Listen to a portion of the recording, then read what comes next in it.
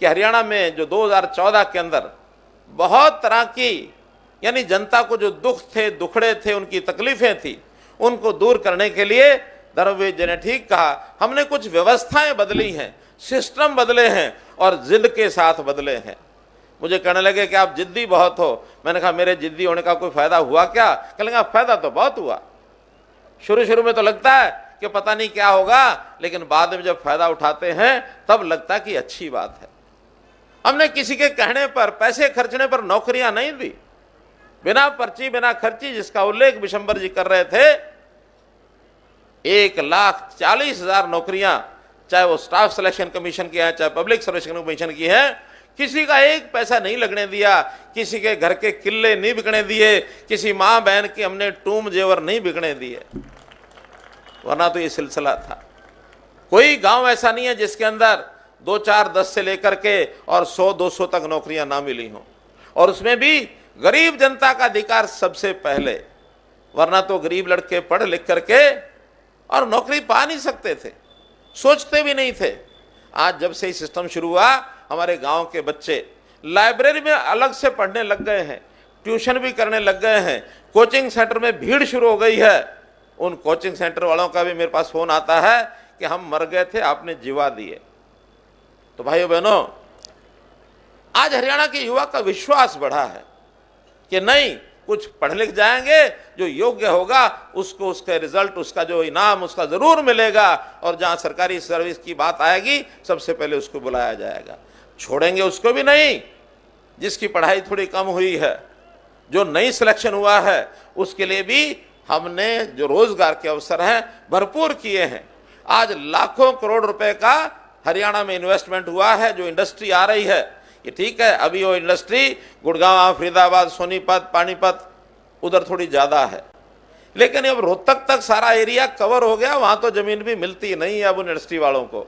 अब उनका अगला रुख ये दादरी जिला, भिवानी जिला और आपका महम से आगे हिसार साइड में, सब तरफ जींद साइड में, ये जो अगली रिंग है, अगला जो एक दायरा है दिल्ली का, इसमें सब लोग जमीनें लेकर के इंडस्ट्री लगाने के लिए आगे बढ़ रहे हैं।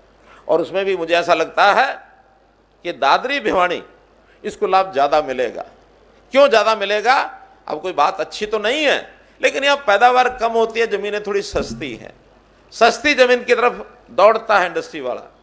अब यहाँ उसको 20, 30, 40 लाख में जमीन मिलेगी, कहीं जीटी रोड पर जाएगा या किसी बड़े शहर में जाएगा, गुड़गांव में तो 5 करोड़ में भी जमीन नहीं मिलती है, 1 किला। तो इसलिए स्वाभाविक है हमारे यहाँ इंडस्ट्री आएगी, उद्योग आएगा, तो रोजगार के नाते से बहुत आगे जरूरतें वो पूरी हो रही हैं।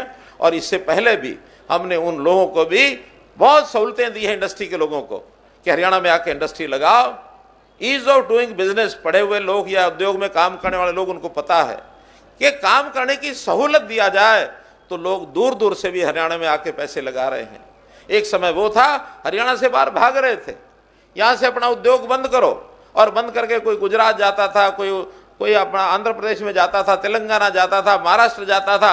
अब वहां से चल चल के लोग भी हरियाणा में आ रहे हैं कि हरियाणा में ऐसी सुविधाएं मिल रही हैं, पहले हमने कभी देखी ही नहीं थी।